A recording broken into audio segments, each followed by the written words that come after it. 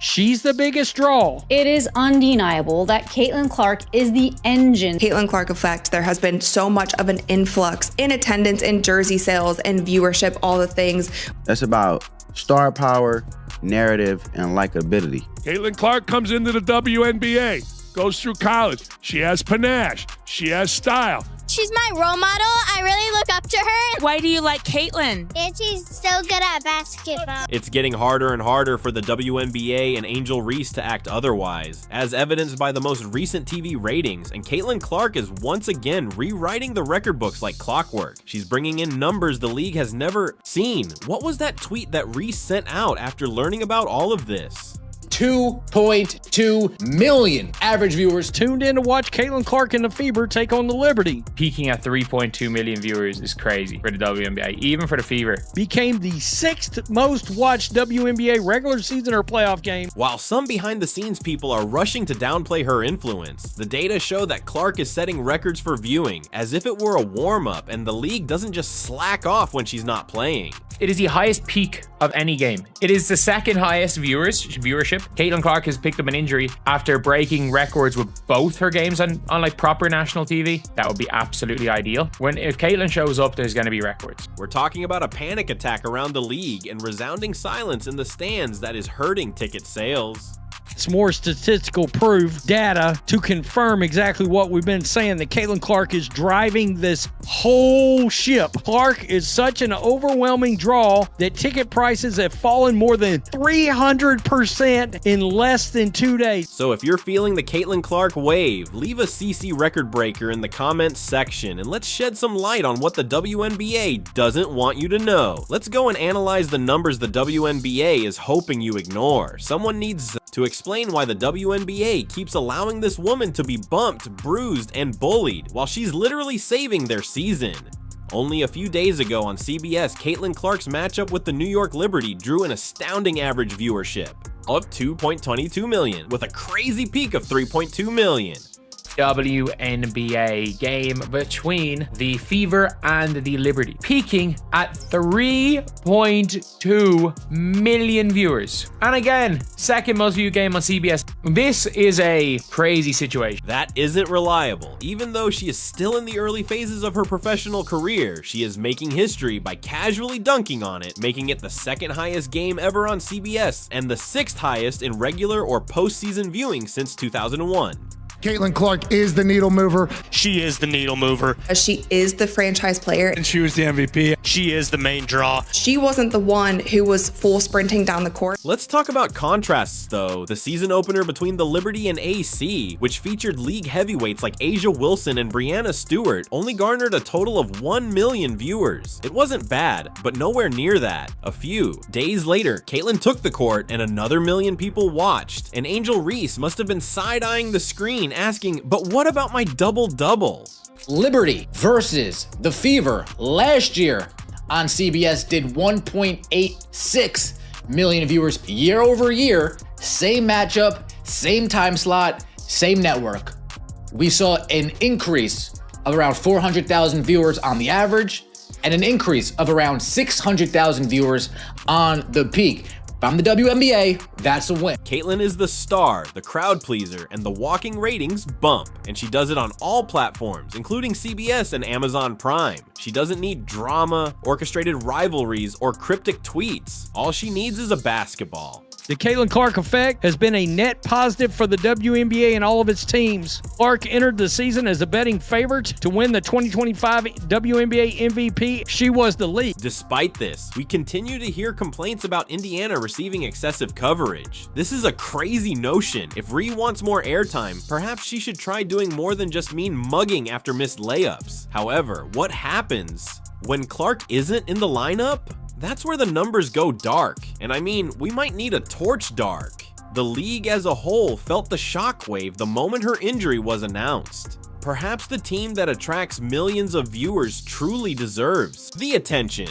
Some of CaitlinClark's games have been on Prime this year. Some of them have been on NBA TV and others have been on CBS and ABC. No matter what, if Caitlin shows up, there's going to be records. An example, due to high demand for tickets, Fever vs. Mystics was moved to the 14,000-seat CFG Bank Arena. However, after Clark was ruled out, prices plummeted more than Reese's jump shot, with tickets falling from $41 to $22, nearly half. And even then, scalpers were unable to give them away. CaitlinClark will miss at least the next 2 weeks with a left quad strain. The Fever are currently 2-2 on the year. Clark has started all 4 games so far and is averaging 19 points, 9.3 assists, and 6 boards per game.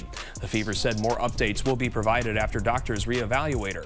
And the actual embarrassment Fever against Sky followed. On June 7th, tickets for the huge 21,000-seat United Center, where Clark was healthy, were selling for $86. However, after it was announced that she would be sitting out, prices fell by 71% to $25. This isn't just a dip, it's an Angel Reese stat line when the lights are bright.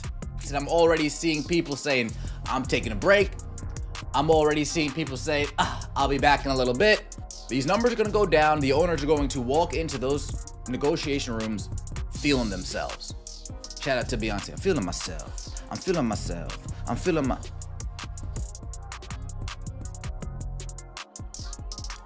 Again, they're lucky this is only a rumored 2 to 4 weeks.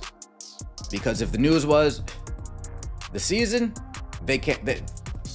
people would tune out 100%. Additionally, resale prices for the following 5 games, including 2 at home, plummeted from $137 to $80 following her injury, demonstrating that even Clark's own Fever wasn't immune.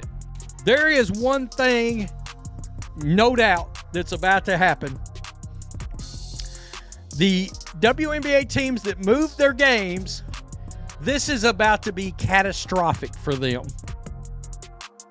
And it's kind of funny. The story's lesson is that when CaitlinClark plays, the league shines, but when she sits, the league scrambles. When Ree is out there curating her TikTok highlights, Clark is actually changing the game, and Angel Reese tweets cryptically that she will break records and other great things. Will this be the wake-up call the WNBA needs? CaitlinClark is out for at least 2 weeks.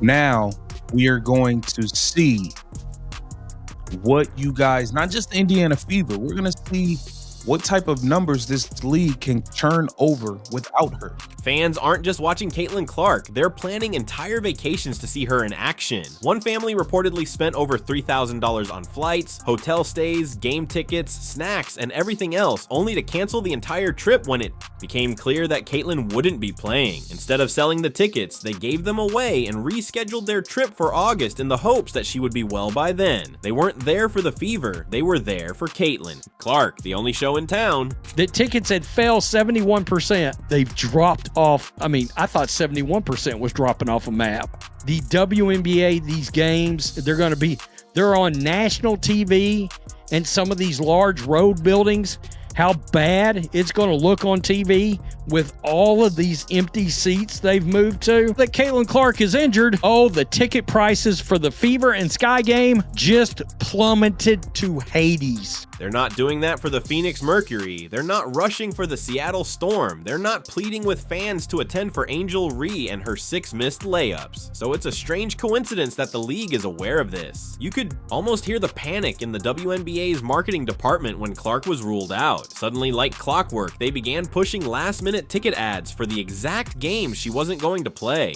Clark is such an overwhelming draw that ticket prices have fallen more than 300% in less than 2 days. Every time she's not in the lineup, fans throw out tickets like they're holding on to Enron stock at 2001 prices, causing a mini collapse of Wall Street, nosedive. When crowded arenas turn into echo chambers, the tickets that people fought for days before are suddenly unavailable. This isn't fandom, it's an economics. The stock market is CaitlinClark, and it crashes when she is benched. WNBA is panicking because so many people are selling. People are walking away. Oh, snap. People are disappearing. The impact of CaitlinClark on the WNBA being very close to $1 billion this year. CaitlinClark's landing some massive television ratings. The WNBA is okay with using her face to sell jerseys, pack stadiums, and land primetime TV spots, but the second she's thrown to the ground without being called, the league disappears like Angel Reese's efficiency in the fourth quarter. This isn't negligence. It's cashing checks with one hand and turning your back with the other. So why in the name of logic does the WNBA keep allowing their biggest asset to be brutalized like a tackling dummy in a contact sport? It is a mad situation just all around when it comes to CaitlinClark, because it's very clear that she is way stronger. Caitlin has always been an underrated athlete. She's the fastest player in the league to me with the ball in her hands, and she was the best guard finishing around the rim last year. She shot a bunch of it, and it's been the whole preseason where it looks to me like on her deepest shots, she is just getting them off like they're nothing, like they're routine. Because nobody else is shooting from this distance regularly, and she's doing it with a flick of the wrist. Let's move on to the part that nobody likes to utter out, but that everyone can see while a silent war is being fought in the media, on social media, and regrettably even on the court, driven by jealousy, insecurity, and double standards, with the goal of making the one player who keeps the lights on feel like a problem. CaitlinClark is rewriting the record books and bringing the WNBA into the mainstream. A well-known advocate in women's sports, Christine Brennan, ventured to challenge DJ Carrington's aggressive eye poke. No hot take, no exaggeration, just concern for a player being mauled and being shredded for it. The online community attacked her as if she had kicked a puppy for her crime of standing up for CaitlinClark, and the WNBA did nothing at all, not even looking into it, while watching one of their own get publicly dragged. CaitlinClark is the needle mover. She is the franchise player. She is the main draw. She is the needle mover. And she was the MVP. She wasn't the one who was full sprinting down the court. But let's be honest, supporting CaitlinClark doesn't suit their plot. She isn't ostentatious, she isn't an influencer, and she isn't posting cryptic Instagram remarks following a 5 for 8 shooting night like some players who will stay anonymous. Caitlin poses a challenge to a league that prioritizes narrative over outcomes because of her pure, accurate style of basketball, which is the kind that parents want their children to watch. When you went and kind of swatted at Caitlin, did you intend to hit her in the eye? And if so, could you just, or if not, either way, could you talk about what happened on that play? I don't even know why I would intend to hit anybody in the eye. That doesn't even make sense to me. But no, I didn't. I didn't know I hit her, actually. I was trying to make a play on the ball, and I guess I followed through and I hit her. So obviously it's never intentional. That's not even like the type of player that I am. Let's talk about security, or the lack of it. Last year, CaitlinClark received a credible death threat from a stalker. The WNBA did very little to address it. No public statement, protective measures, or league-wide support were announced. Now, she must travel with her own private security team. Imagine if this had happened to another player, say one of the league's favorite faces. Reports, memos, and hashtag campaigns would have been issued, but Caitlin crickets